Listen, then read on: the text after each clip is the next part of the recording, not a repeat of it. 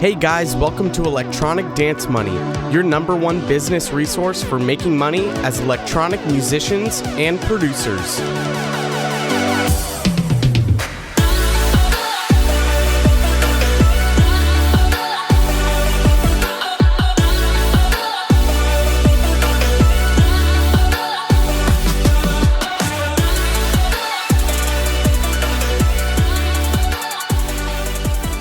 What's up, everyone? We are back with a brand new episode of Electronic Dance Money. My guest today is Aleksey Weyman. He is an artist also known as LOWSH. You wear a lot of hats in the industry. I really like it. So not only are you a producer and an artist in electronic music, but you do A&R for USC, which I'm sure a lot of people that are on the other side of the world probably don't know about USC, or maybe East Coast people, but I'm from the Pacific Northwest. USC is based in Pacific Northwest, specifically in Seattle, and they throw some of the fucking dopest shows in the entire year. They're known for throwing Paradiso, which is hands down the best festival in the Pacific Northwest. The venue is the Gorge, which is just fucking gorgeous. I've been there for 3 years, and it is just so much fun. You also do contract hire for other A&R events and then health and safety for some of these festivals. What's that like? What's it like doing A&R for USC? Because, I mean, you're working with these artists, these huge artists that you're booking. Tell me a little bit more about that, because I don't know too much about the A&R world.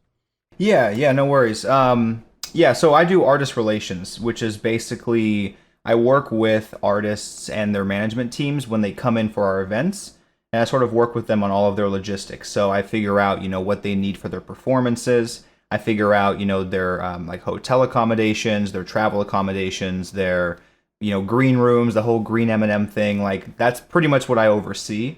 And it's a lot of fun, man. I mean, so like, we had Paradiso just about a month and a half ago. And I got to work with like Skrillex, Alice in Wonderland. I mean, any of those artists are who I'm working with. And it's a lot of fun. It's definitely a lot of fun.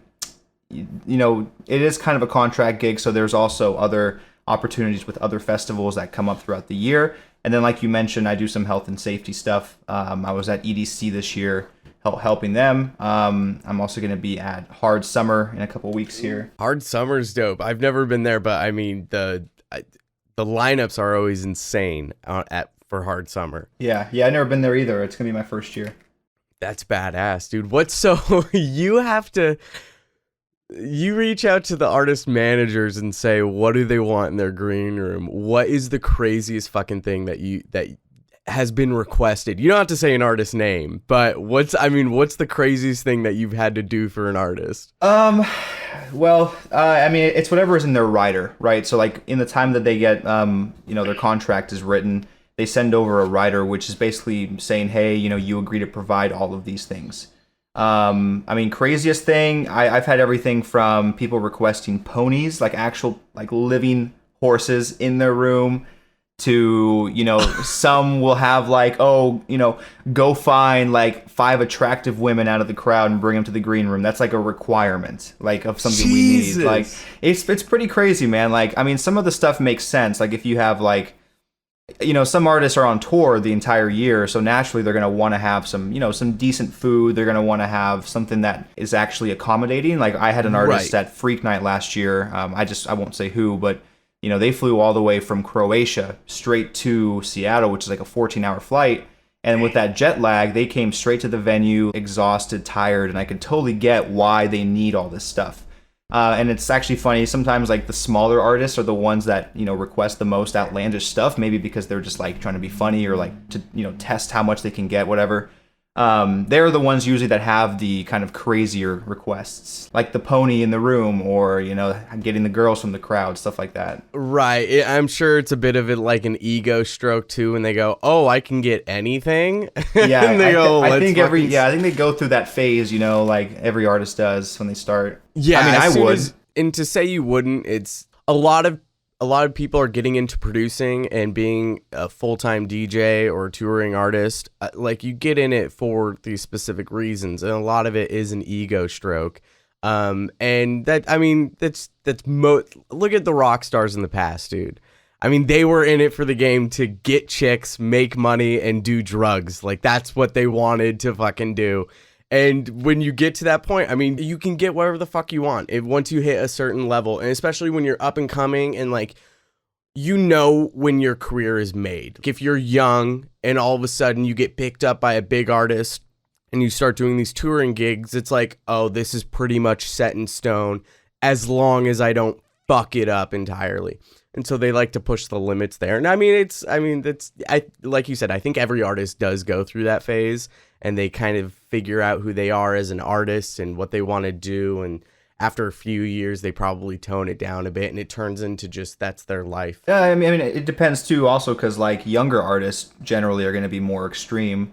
I'd say like younger, heavier music artists are going to be the more wild ones. I mean, you know, rhythm community, bass community, they go hard versus like if you get like a trance guy who's like from Belgium and got picked up by like Paul Oakenfold or something, like, you know, he's going to be a little bit more low key typically. Yeah.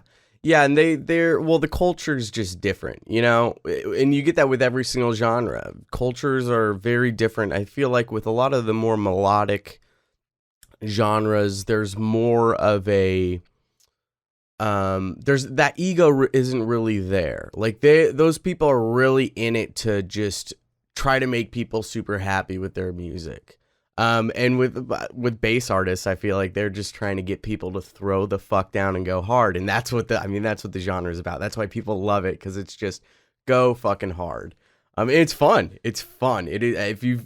Dude, the bass stage, the wreckage stage at Paradiso is fucking every year too. There's more and more people at that stage, and it gets crazy. Yeah, we had to actually move the stage because we used to do it kind of in the middle of the festival, which is where the smaller stage goes. But it got so crowded that we had to like replace it with the house stage. We swapped them a couple years back because I don't know if you remember, like you gotta go down into this little pit, which is where the bass stage used to be. Now that's the house stage, and the bass stage is up on the big flat hill. Okay, gotcha. Yeah, that would probably make a little bit more sense. I remember I saw Nightmare do a back-to-back set. I think it was 2015, maybe 2016. He did a back-to-back set with someone. I can't remember, but it was at like 10 p.m., 11 p.m. when it was nighttime. The fucking crowd was insane. I remember going to the middle. I also saw Snails for my first time in 2015 at the Wreckage stage, and that was, dude, that shit changed my life. That was one of the best sets I ever saw. Anyway, so let's get into why you're here. You also, in addition to doing A&R, being an artist and doing some of this contract hire work for some of these festivals, you run your own record label called StoryTime. The official name is StoryTime Entertainment, which we'll kind of get more into why that's the name in a little bit. But how long have you been running the record label for? What made you want to start your own record label? And I looked it up. There's some pretty banging releases on it. But yeah, let's kind of get into the history of your record label. Yeah. So StoryTime Entertainment. We sort of started around 2012, 13, I think. I was a freshman in college back then. And it really kind of started out as just sort of a group of friends trying to have a good time with music. So, you know, we were all artists at the time or trying to be artists, and we wanted to, you know, throw dope parties. We wanted to help artists release their music. We wanted to basically do that whole music industry thing. We were pretty young at that time, and we were inspired, and you know, we started first by just throwing parties. We used to throw like these super underground, super like, I don't want to say illegal, but like, you know, we didn't check with people before we did it. And they were pretty small, but you know, they got shut down by the cops, by the neighbors, stuff like that. You know, that's how we started it. And then after I went to the University of Washington here, I got my audio certification, started doing mixing, mastering work. That's when we really started to like, you know, put that into the label's like vision, like helping artists create their music and market it and stuff. And we started doing mixing and mastering services for local artists. Then we started doing promotional work. So we did like all the social media campaigns. We did like a YouTube channel. Fast forward to today, We're still, onboarding new artists all the time. To me, it's really more than a record label, though, and I'm sure that that's what everybody says about their record label, their collective. But the main vision behind Storytime really is just to help artists share their unique stories. Because what we found is that there's so many artists in the industry that are making good music. I mean, there's just so much good music out there. You click on a random SoundCloud link, and chances are it's going to be a good production. It's going to be original. At the end of the day, what really differentiates artists is their, unique story that's behind them, how they got to where they're at. And our goal really is to focus on that and help artists kind of refine that and hone in on that so that they can make their own lane, so to speak, in the industry. And then also it kind of gives us the ability to share that, uniqueness to other people, to our, fans and followers. So we're kind of a marketing company in that sense. We help artists market their music, but at the end of the day, that's what all record labels should be, right? They should all be kind of partnering with the artist. I think once a record label reaches a certain point, they kind of see this opportunity to just let people pay to release music through them, regardless of like if it fits their brand or whatever. And I don't really believe in that. I believe in like a full partnership with the artists, which is why like in our contract, we don't have any kind of like non-competes. We even say like, we're going to sign just this one song, but if you ever want to just not have it released through Storytime, you are completely able to just tell us and we'll just remove it. That's awesome. Yeah, and likewise for us too.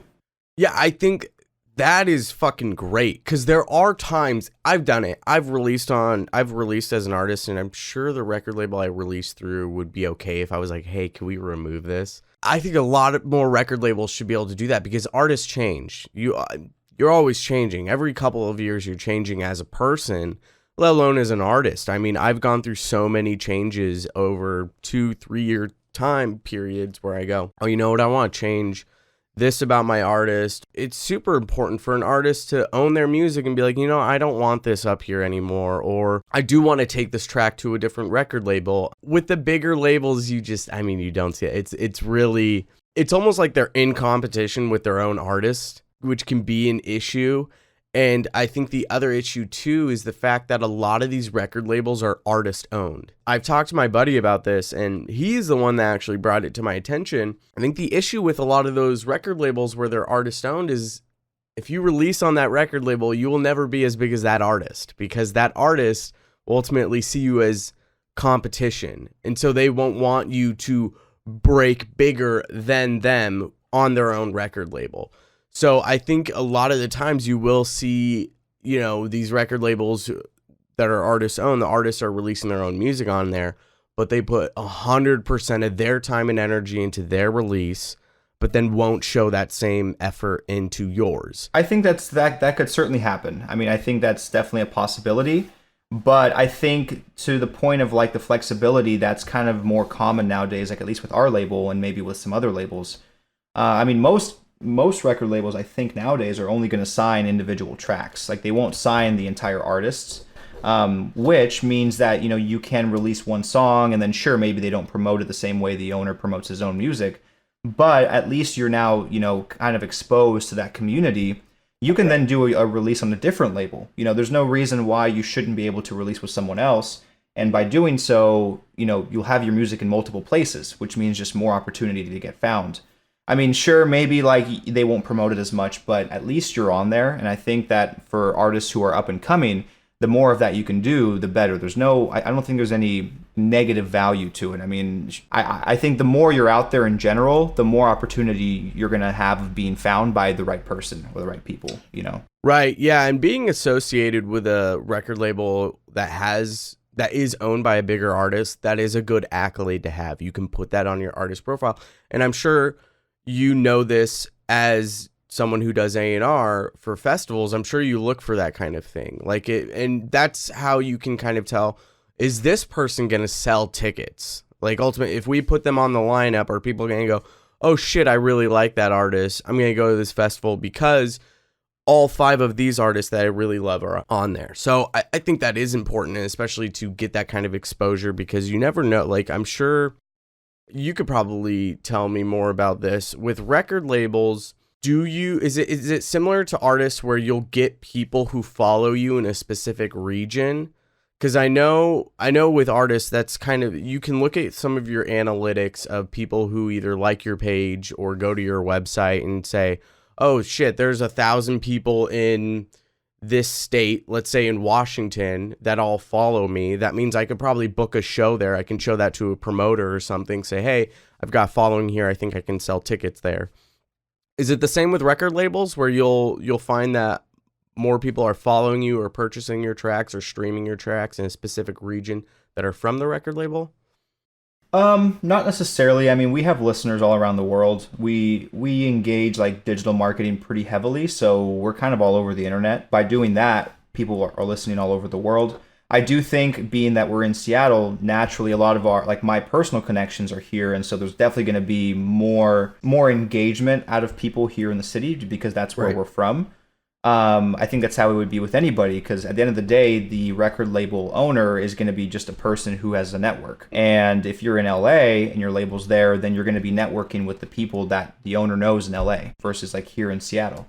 I can take a look at our analytics to see where everyone's coming from, but I mean, we have listeners from all over the world. I mean, we have comments on our SoundCloud from people in other countries and stuff like that. I don't think there's any like for sure answer to that, but in general, there is probably something there. I know with a lot of record labels, they kind of specify, or you could say they niche down to a specific genre, which I think is important as a record label, because you can't really release everything, because then you're releasing nothing. You know, you're not trying to dominate a specific genre where you're just releasing these fire artists and new artists that are just making great music from this specific genre.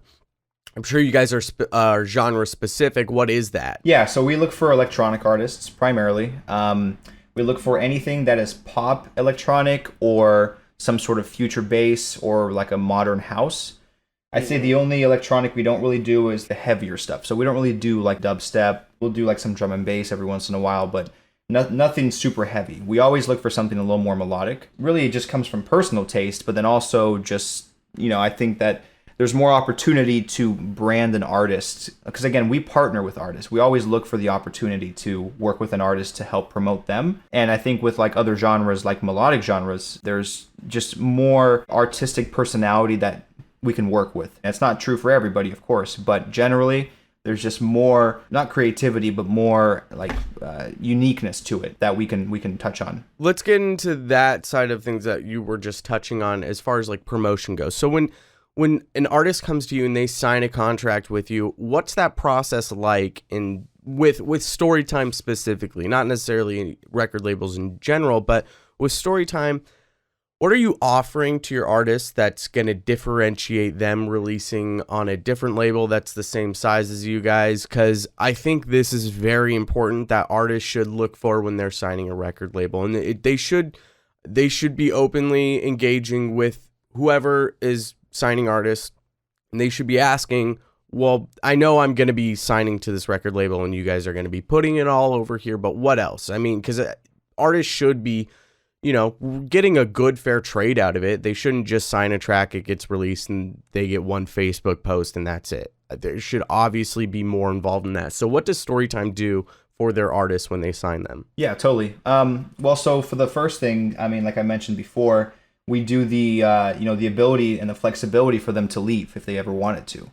So that, naturally a lot of artists are apprehensive to like signing a contract. That's one thing we touch on for sure, is that if they want to ever, leave, they certainly can.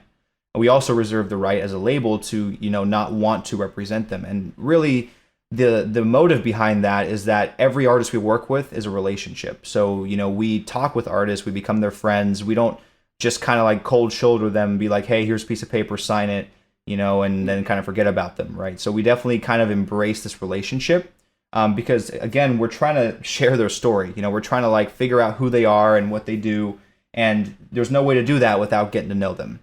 So there's definitely a lot more of a personal connection with our label, and I think it could also be that since we're a little smaller still, maybe all record labels start off like that. We definitely have that freedom to leave the contract if they want to, which is great. In terms of marketing, we, obviously we do engage like all the social media stuff. We do all that. I'm an artist myself, so, the direction of where we take a marketing campaign always varies. Like we can do anything that is on brand with the artist that we can think of. Like we had a release a couple weeks ago where we created like QR code like flyers for the single release, and we went around Seattle and just slapped them around the city. That's fucking awesome. Holy shit. Dude, that is such a genius idea. Yeah, thanks. Yeah, I think it's a great way to, you know, share the music with the city. It was a DJ who like kind of produces club music, and naturally we want to get it in front of people, so we just slapped it around the city, and it's like, hey, scan the code to, you know, download the song or to go to the Spotify page. And that's a great way to market, you know, but we only did it for that person because like it just made the most sense because they really wanted to kind of connect with the community more, like locally. So that worked for them. There was another artist that we worked with recently, and we basically have a newsletter of like DJs like in the city. And so we sent out their music to the newsletter, and all these DJs are now playing the song in the club because again, they wanted it to be. So that's basically a promo list. So, and that's also why I wanted to ask, do you guys have a promo list that you send out for every single artist? Is it kind of specific artists that you like, well, I think these ones that are a part of our promo list will want this release, so we'll send it to them. Promo lists are very important, especially if you have a big enough network and you have bigger DJs who are touring or playing bigger festivals. And basically these smaller artists who are signing tracks get that opportunity to have their track played out to a big crowd. Yeah, we do. We do definitely have a promo list, and we send all the tracks to everybody. So the reason for that is that because if anybody's signed up on the promo list, they already know what to expect from our label, and they already understand like what the brand is. So they already know that we can send them anything that's kind of in our wheelhouse. So yeah, to answer that question, it's anybody that we release for sure. But then personally too, I mean, and here's the benefit of working with a label like StoryTime, where, you know, like kind of involved with it, or if an artist is involved with it, you know, I also have personal connections, and like as an artist, I have my own newsletter. So like sometimes I'll promote one of the releases through my own newsletter, and through that just generate more traffic if I feel like it's on brand with my own music. So there's a lot of potential there. Like I said, we really try to be creative in how we do marketing, because, you know, innovation is so important, you know, in this industry. Yeah. Like, because you can't just expect to post a link on Facebook and to get, you know, listeners, followers. Like right now we're doing, there's an artist out of Italy named Manar that we're working with. He's like an up and coming, I think he's had one release on Confession, the Confession label, but like he's up and coming, and we basically are putting together like a little interview with him, because he's from a part of the world where not a lot of people like know much about in terms of this industry. So like he's, you know, we're making a little video for him that promotes his recent release that's not even on our label. We're just kind of promoting him as an artist. Yeah, I think that is super valuable to artists, just to have that ability to get creative with their marketing. Yeah, and have that connection and kind of build that network too. You know, the artist might not be releasing on your label, but you found someone who's really unique. They've got a great sound. They have a lot of potential, and you can bring value to people here in the US and Seattle who might not know a lot about where he's from and how he's managed to get to where he is and get to where he's gonna be. I mean, being innovative, yeah, 100%. That is so important in the fact that the QR code thing, I can't get over that. That is so genius. I never would have thought to do that. And to hear that there are record labels that are coming up with these unique promo ideas, it's awesome. Because I've never heard of someone doing that. I think that's almost like that's the modern day producer from 2001 who printed out 300 CDs and they went around just throwing them everywhere. That's the modern version of that. They fucking printed out a QR code, said who this artist is, this track, you can download it, and they fucking slap it around town. That's genius. And those are going to stay there too. That's the thing, is it's not just a Facebook post that's going to be gone in 2 weeks or a week. That paper on that coffee shop board, or whether it's on like a pole or something, that shit's going to be there for at least probably a month until people start ripping them down, writing on them, or covering them up.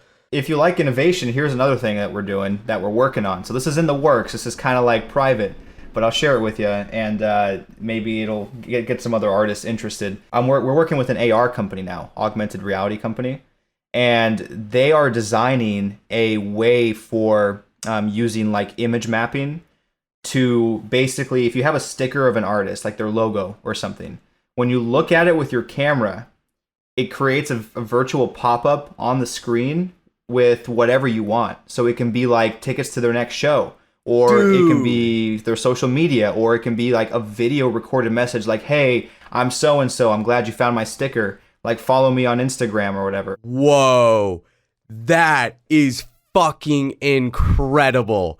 That's crazy. That's how you... Okay, that is so... Oh my God. Branding for that is incredible. Yeah, so we're going to have that hopefully in the next like 2 to 3 months. So keep an eye out for that. Dude, that is fucking crazy because, I mean, the way an artist can connect with their fans or to get new fans is such a unique way. I mean, that is... Wow, that is... Dude, hats off to you because that's fucking incredible. This is what I'm talking about is you're 100% right. You need to be innovative and to... become that innovative. I mean, you guys are coming up with awesome ideas and connecting with the right people. This is obviously going to be a very successful label just from hearing this, because I don't know any other record labels that are doing this. A lot of them are in the old school way of like 10 years ago of keep doing the same thing over and over again. And you know, you shouldn't reinvent the wheel, but you should be able to come up with new ideas for, I mean, marketing is always changing. These social media sites algorithms are always changing. These social media sites aren't always going to be here. And so it is important to come up with these new ideas and creative ways to promote artists and get their name out there, get their story out there, and get their releases out there.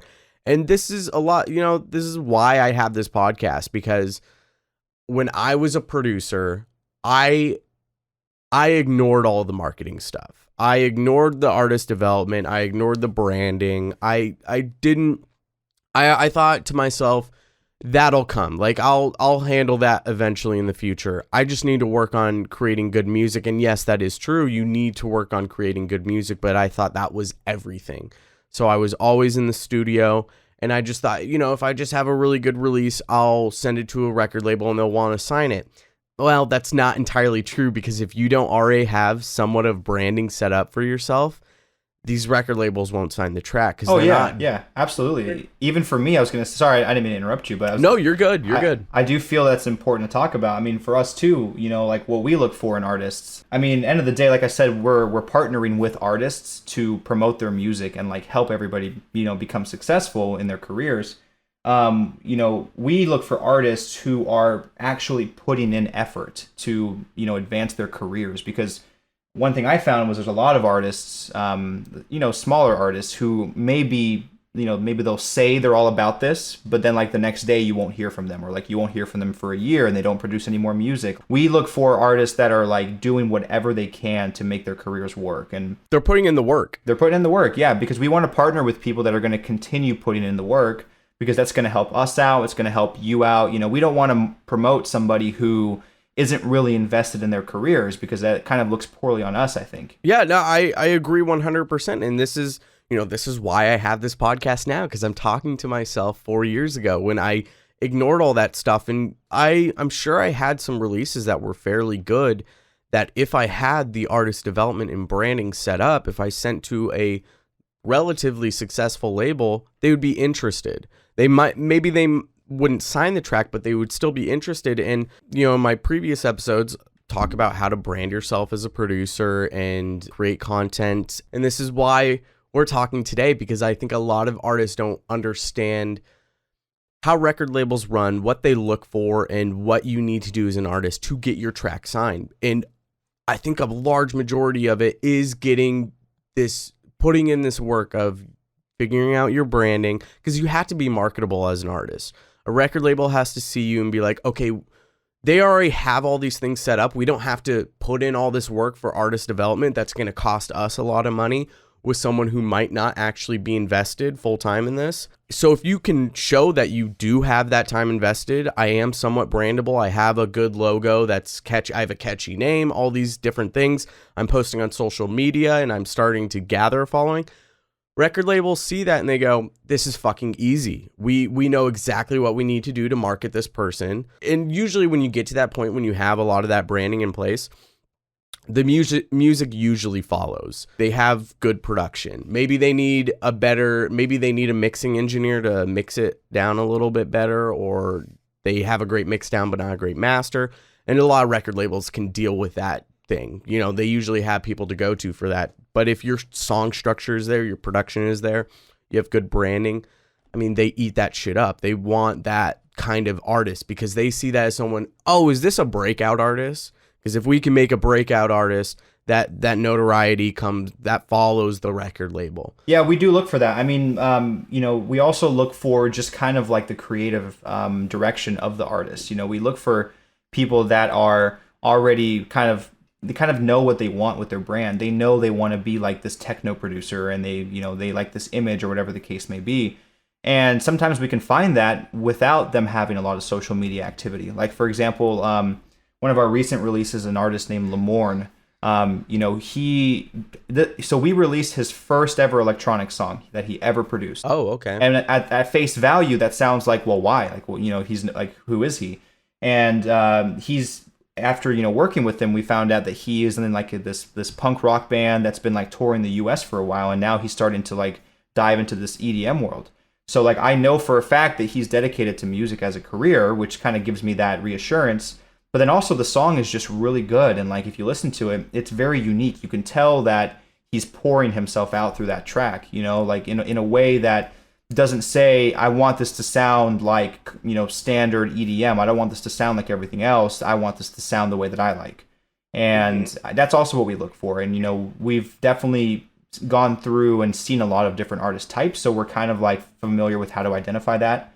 But that also is a great way, like you said, to get those breakout artists, where if you can like agree with who they are and you can see who they're trying to be, you can use that, you can kind of hone in on it, refine it, and then kind of sell that to the marketplace. I think a great unique selling point that you guys have, well, and more specifically for you, is how involved you are in the industry, because you're not just a record label owner. You're an artist, so you know the inner workings of what it's like to be an artist. You know how to promote. And you do A&R for these big festivals, so you know what these people, you know what promoters are looking for shows. And you know some of these people. So I'm sure you can find an artist, or when you do find an artist and they're relatively close to where you are, or if you have a connection that's close to where they are, and you see something in them where, okay, this person's in it for the long game. They've got great branding. They're very unique. They've got great music, and you can tell they're all about it. You can go, we can sign this track and more. I can put you in connection with some of these promoters to get you shows, which is very important. It's extremely important to start getting shows, and especially if you have, you know, if you can sell 20 or 30 tickets in one area, that's what a promoter's looking for.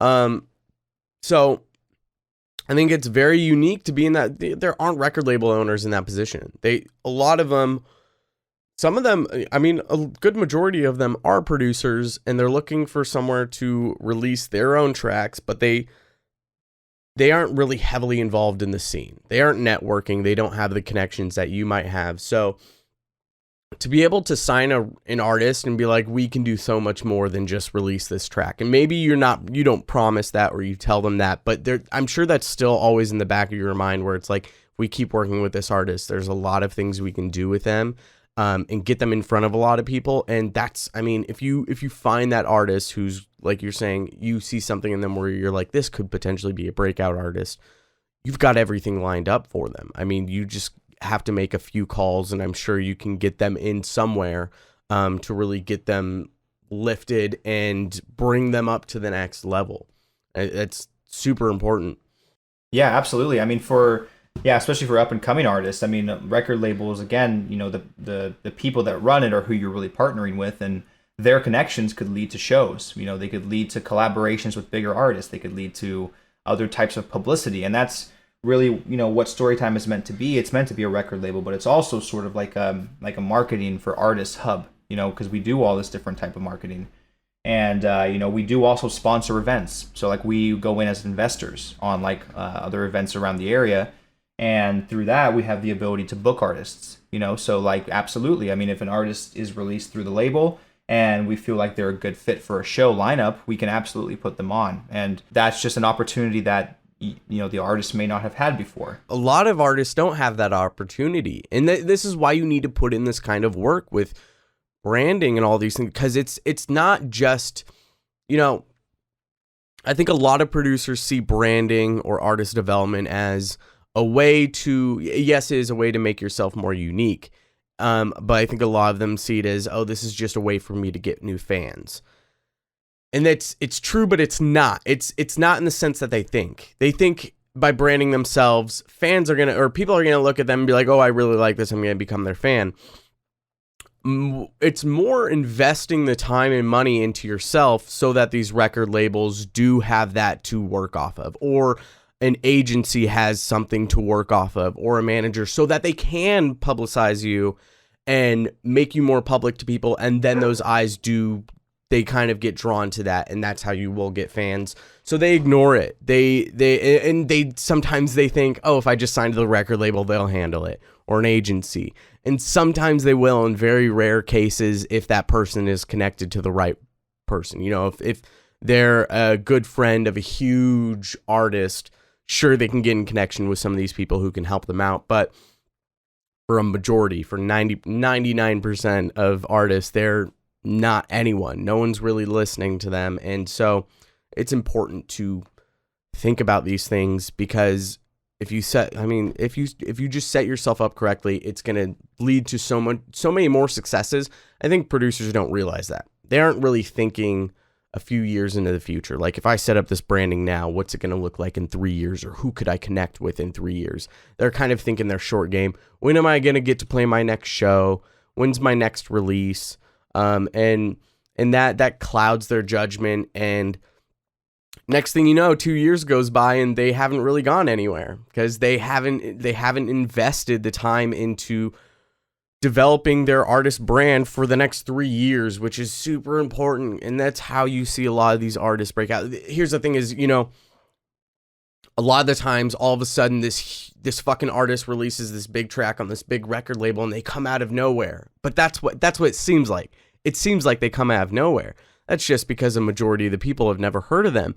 What you don't see is the 8 years that they've been branding themselves as an artist, building their following, making these connections, really, of course, releasing good music. But there's so much more to that than just releasing good music. There's so much more stuff in the background, and they understood that. They understood that it takes time of investing all of these different things into creating this, like, artist profile. It's their persona. It's their second persona.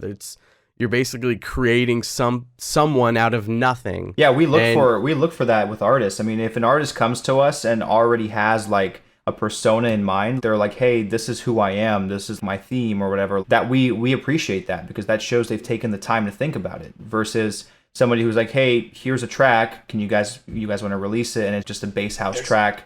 Their profile is just DJ first name. Yeah, there's nothing. There's no substance. There's no substance to it. You can tell it's just like something that they put a little bit of effort into, but they're not committed to.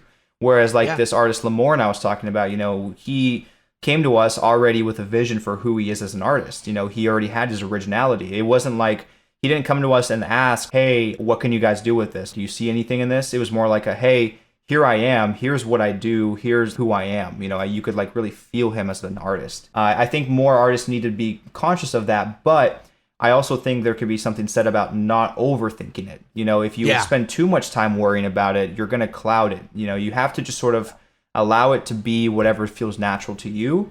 You know, when I first started producing, I also went through that same issue like everyone else does, where I was super conscious of like, okay, do I want to sound like a bass artist? Do I want to sound like a house artist? Like, should I only make this kind of music and only release this genre of music? You know, I think the answer to that is really, it's whatever you want. I mean, like if you look at these big artists like Diplo, you know, like he's produced a variety of different types of tracks. You know, he's never stuck to one genre. Yeah, and Skrillex too, like all the big guys, obviously, right? They've always just done their own thing, and that may be like kind of the long-term game. It might take longer if you do that, because of the fact that maybe you're, you know, creating this new style of music or this new niche that isn't already in the industry. But it will, you know, over time, as long as you stay true to yourself, kind of work itself out to be better for you, you know, because if you release a song with the Confession label or any kind of label that's like very, you know, particular to a certain sound, that's good. But then what may happen is that people are going to expect only that sound from you, you know, and if they don't find it, they may not be happy, which means that those people that came through that connection may not have been the most valuable to you as as a fan. Whereas if you're yourself and you really get yourself out there, you can make genuine connections. People can understand who you are. Those will, I have some fans that have been following me since like 2008 when I first started saying that I wanted to make music, like before I even like produced anything. And like they did, and they still do, because they understood who I was back then, and they could see like how I've, changed throughout the times, and they're still there supporting. Grown. And that's exactly what we're trying to highlight with Storytime, is that story of the artist, because that's how we find like those real genuine fans, the people that will stick with the artist all the way through their careers. Yeah, a perfect example of what you're talking about is Getter, his latest tour that he fucking quit the first, 3 shows in, he fucking quit. Yeah. Because people were booing him and shit, and it wasn't what they were expecting. And, that's he was making hard trap dubstep music, and that's what he was known for. People loved it. And when he decided he wanted to do something else, his quote unquote fans were like, fuck you. This is not what I wanted. And that comes with that genre too. It comes with the culture. If you're going to make that genre, stay with that genre. Otherwise, because here's the thing is, those bass heads are only into bass music. And if you are a bass artist and you want to go into something like progressive house, the progressive house fans don't like you because you're a bass artist, because progressive house people usually don't like bass music. So it's almost like when you narrow yourself into this bass genre, you got to fucking stick there, or just be known for like Diplo or Skrillex, being able to do all these multiple different genres and create your own. So it can be really tricky. I think that's super important not to overthink things, because with the producers usually go one of two ways. They either don't do this branding at all, or they overthink it, and it just leads to procrastination, and they don't get anything done, and 5 or 10 years goes by, and they give up because they think that they aren't doing, what they wanted to do. And it is important to be authentic and create things organically. Let things naturally come, because, and I know it's kind of an oxymoron to be like, well, you need to create this branding and artist development, but you got to let it come naturally. So there's a bit of an oxymoron, but you got to walk. There's a fine line that you got to walk. And if you walk it correctly, it will come naturally, and you will be able to create this branding for record labels. Well, yeah, it's just like being, it is a brand, but it's also like, it's a brand that you honestly find that you believe in. You can have an interest in something and just like be so about it that you share it all the time, without going too overboard with it. There's some artists I've seen that are like, a good example I think is like happy hardcore artists, or like anybody who's in like the heavy raver community. They are ravers themselves, and because of that is their branding, which happens to be their fan base. Also, they're part of that community. They don't spend a whole lot of time overthinking that. They just naturally are at shows where there's ravers at, and like they'll have videos of that on their Instagram, and they'll like all their branding is cute raver shit. And that's who they are. That is their brand. And I think that more artists need to really look into themselves and find out what is it that you truly like, and it's also a part of like growing up. A lot of artists are younger nowadays, and part of that growing up process is finding out who you are as a person, what standards you have, and what communities you find yourself a part of. Like I found myself part of the producer community because I was so interested in sound design. And even to this day, I'm still working with these types of connections I have. And that's why I was able to go from like this heavier dubstep sound to my houseier sound now, because my fans have always been people that look to like the production side of music. They've always been like interested in how music's created. And so they're like, oh, this is a really great dubstep track. And now they're like, oh, this is a really great house track. I like how you did this. I like how clear your highs are, stuff like that.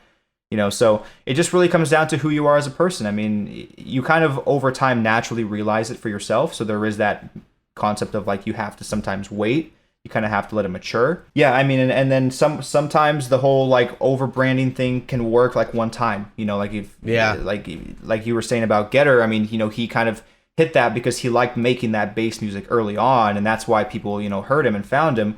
But as he grew up too, because if you remember, I mean, his first releases were like when he was in his, I think, mid-teens, like he was like 17 or 18. Pretty diverse time for a young adult. You know, he grew up a lot since then. So like as he began to mature, he started finding other genres of music he liked. But because he was so pigeonholed in that, it was difficult for him. I don't personally think that this tour canceling thing is going to set him back long term. I mean, every artist goes through some sort of hater period. I mean, you know, and I actually appreciate the fact that he's willing to do that, willing to step away from that image of Getter and start doing his own thing. It's going to come with some backlash. I mean, that's just expected, unfortunately. Skrillex was the most hated and most loved producer in 2011, 2012. And now I was a part of that. I loved him and then I hated him. And now when I saw, honestly, what it was, I hadn't seen him live.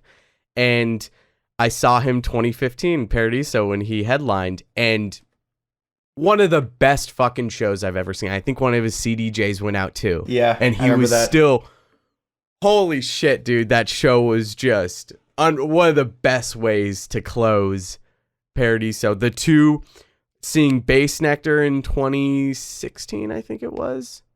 Yeah, he headlined 2016. Bass Nectar and Skrillex the year before. Those were the two best fucking shows I ever saw at Paradiso. They were just unreal. Well, and like Skrillex has like that metal project he does, you know, he's in a band. Yeah.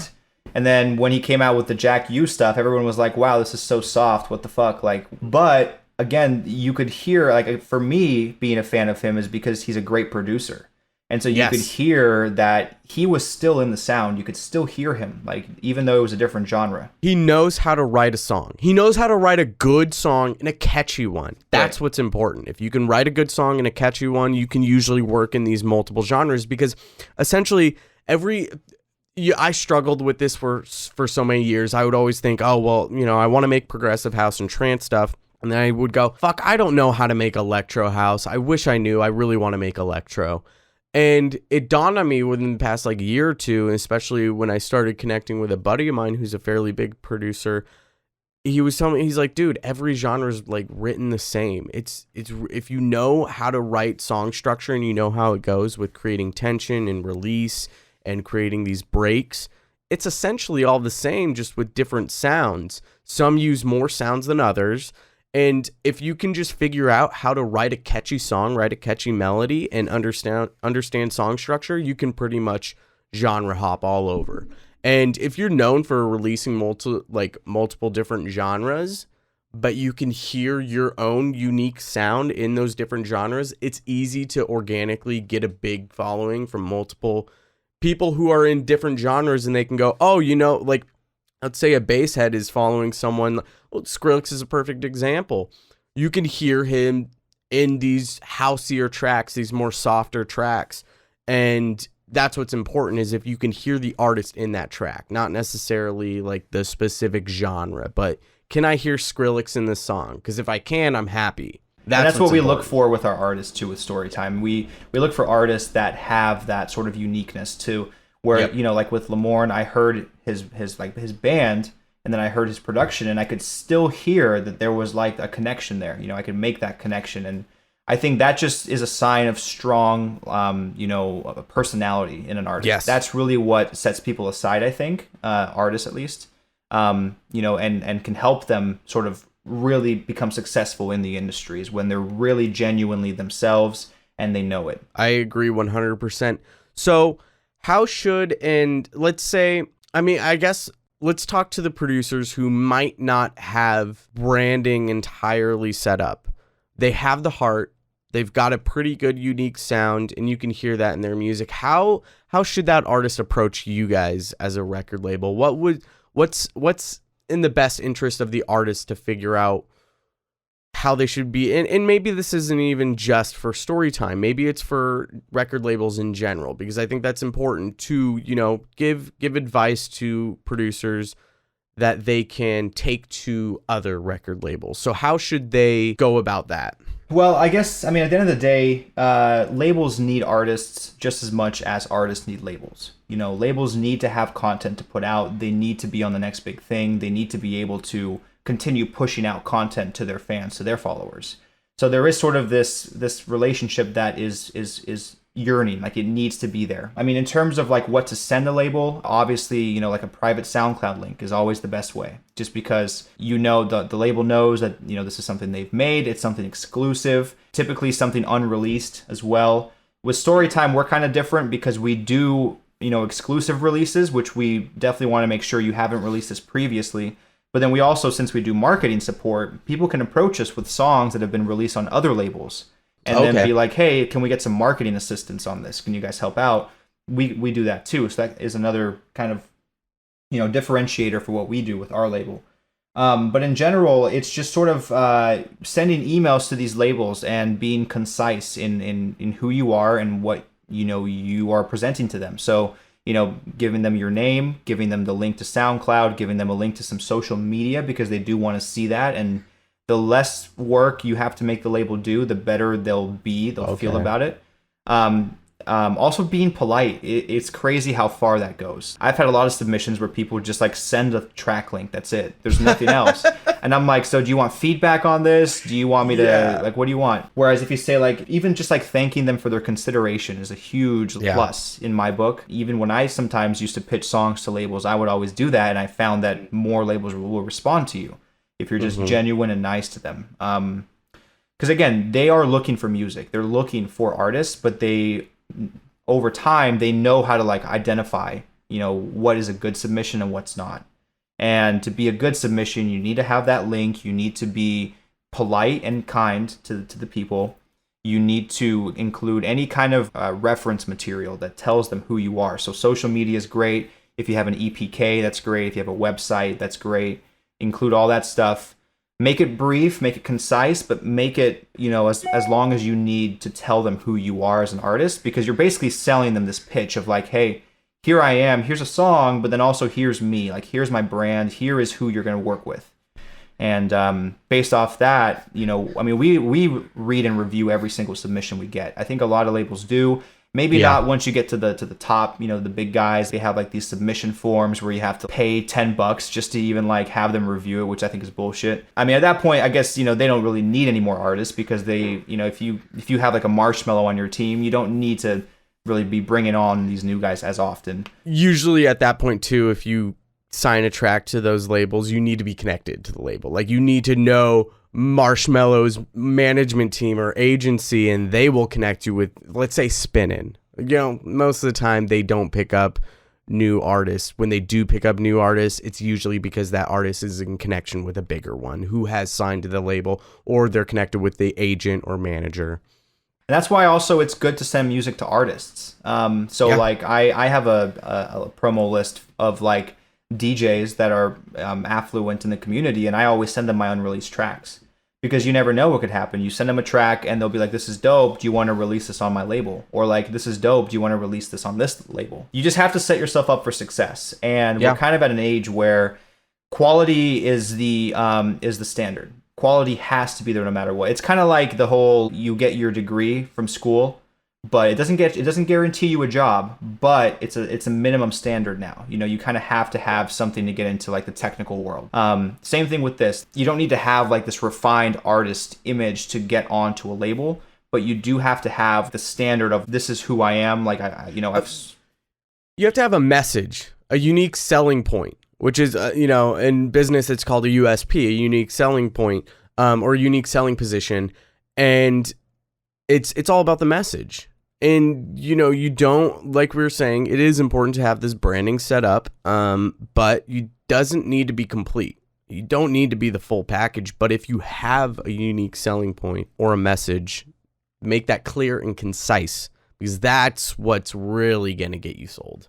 Do you have anything else you wanted any like closing statements or anything you want to plug? I just want to say thanks again for having me here. This has been super great. I look forward to seeing like the final product at the end of it all. But no, really in terms of like, for emerging artists and getting onto record labels, you just have to really do your research, find a big list of labels. To my point a few minutes ago, quality is important. You have to have that standard, but quantity is also important nowadays because there's such a saturation. You do kind of have to be in a lot of places, which means submitting your music to 100, 200 record labels.